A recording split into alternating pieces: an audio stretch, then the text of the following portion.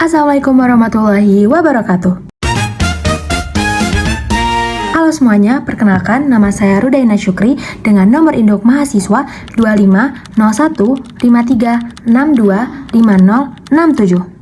Pada kesempatan kali ini, saya akan menyampaikan sebuah video tugas kuliah yang diampu oleh Ibu Wuri Astuti pada mata kuliah Landasan Keilmuan dan Perkembangan Anak. Adapun topik yang akan saya bahas dalam video ini adalah mengapa anak harus dilihat sebagai individu yang utuh. Topik ini penting karena cara kita memandang anak akan memengaruhi proses pendidikan, pengembangan, dan pembentukan karakter anak dalam kehidupan sehari-hari mereka. Melalui video ini, saya akan menjelaskan secara singkat mengenai 3 konsep utama, yaitu konsep holistik, pendekatan humanistik, dan anak sebagai subjek belajar, yang menjadi dasar memahami anak secara menyeluruh. Ketiga konsep ini saling melengkapi dan membantu kita membangun cara pandang yang lebih adil dan lebih manusiawi terhadap anak. Yang pertama, konsep holistik, anak sebagai keseluruhan yang terintegrasi. Pendekatan holistik berarti kita melihat anak secara menyeluruh, bukan secara terpisah-pisah. Dalam diri seorang anak itu ada banyak sekali aspek perkembangan yang bekerja bersama, yaitu perkembangan fisik, perkembangan kognitif atau berpikir, perkembangan emosi, perkembangan bahasa, perkembangan sosial, dan perkembangan moral. Semua aspek ini saling memengaruhi, saling mendukung, dan tidak bisa berdiri sendiri. Contohnya, anak yang secara emosi sedang gelisah mungkin tidak bisa fokus belajar walaupun kemampuan berpikirnya sangat baik. Anak yang kurang bergerak dan kurang bermain bisa menjadi mudah bosan saat kegiatan belajar yang menuntut anak itu untuk duduk lama. Anak yang kurang mendapatkan perhatian sosial bisa merasa tidak percaya diri dalam mengeksplorasi lingkungan sekitarnya. Pendekatan holistik itu membuat kita sadar bahwa ketika anak menunjukkan perilaku tertentu, selalu ada faktor di baliknya. Misalnya, anak tidak mau mendengarkan instruksi dari gurunya. Itu bukan berarti dia malas atau dia tidak mau mendengarkan, tetapi bisa jadi dia sedang kelelahan atau dia sedang tertekan atau dia tidak mengerti apa sih instruksi yang diberikan oleh gurunya. Melihat anak secara holistik berarti kita memberikan kesempatan kepada anak untuk tumbuh atau berkembang dalam dimensi kehidupannya. Bukan hanya di akademik, tapi juga bisa di emosional, kreatif, sosial, dan spiritualnya. Dengan cara pandang holistik ini, kita dapat menciptakan lingkungan belajar dan lingkungan tumbuh kembang anak yang lebih peka, yang lebih ramah, dan lebih menghargai keberagaman kebutuhan setiap anak. Yang kedua, konsep humanistik, anak sebagai manusia yang berharga. Konsep humanistik menekankan bahwa anak itu adalah manusia yang hadir dengan harga diri, martabat, dan hak untuk dihargai. Mereka itu bukan objek yang bisa seenaknya diarahkan oleh orang dewasa, tetapi mereka itu individu yang memiliki suara dan memiliki perasaan yang valid. Dalam pendekatan humanistik, kita mendengarkan anak, bukan hanya menyuruh. Kita menghargai perasaan anak, bukan mengabaikan atau meremehkannya.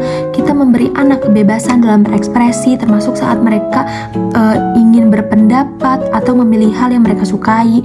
Terus kita itu memahami bahwa anak itu berkembang dengan ritmenya masing-masing, bukan malah kita membandingkan mereka satu sama lain. Humanistik juga mengajarkan kita untuk melihat keunikan setiap anak. Ada anak yang cepat dalam berpikir, ada anak yang teliti, ada anak yang kreatif, ada anak yang lebih aktif, ada juga beberapa anak yang mungkin lama atau butuh proses dalam beradaptasi. Jadi semua anak itu berbeda dan justru perbedaan ini adalah kekayaan. Pendekatan humanistik ini membantu anak merasa dihargai, didengar, dan memiliki tempat dalam lingkungan sosialnya. Ketika anak diperlakukan sebagai manusia yang berharga, mereka itu akan tumbuh menjadi anak yang percaya diri, yang mandiri, dan mampu untuk membangun hubungan positif dengan orang lain. Ini penting bukan hanya untuk belajar, tetapi juga untuk perkembangan kepribadian anak jangka panjang. Yang terakhir, anak sebagai subjek belajar, aktif bukan pasif.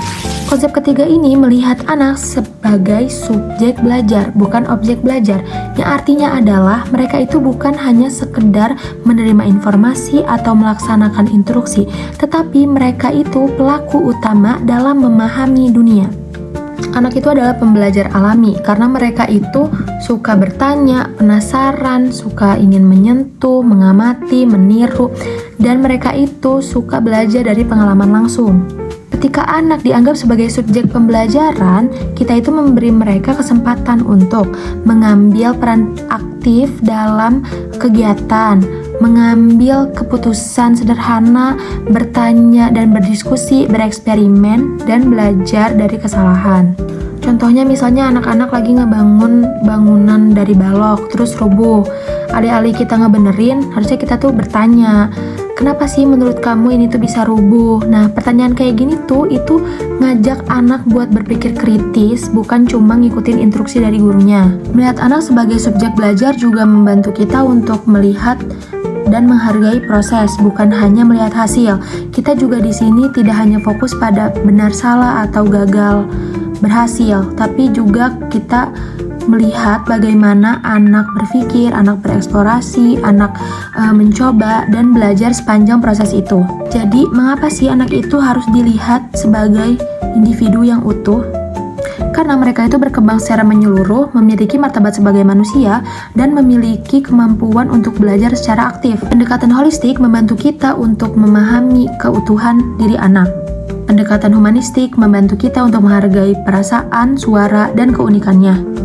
Dan konsep anak sebagai subjek belajar itu membantu kita untuk mendukung anak menjadi pembelajar yang mandiri dan kreatif. Dengan cara pandang ini, kita tidak hanya membantu perkembangan anak secara optimal, tetapi kita juga membantu membangun lingkungan yang ramah, adil, dan menghormati keberagaman. Cukup sekian penjelasan dari saya. Mohon maaf jika ada salah kata yang disengaja ataupun tidak disengaja. Terima kasih sudah menyimak video ini. Semoga bermanfaat. Wassalamualaikum warahmatullahi wabarakatuh.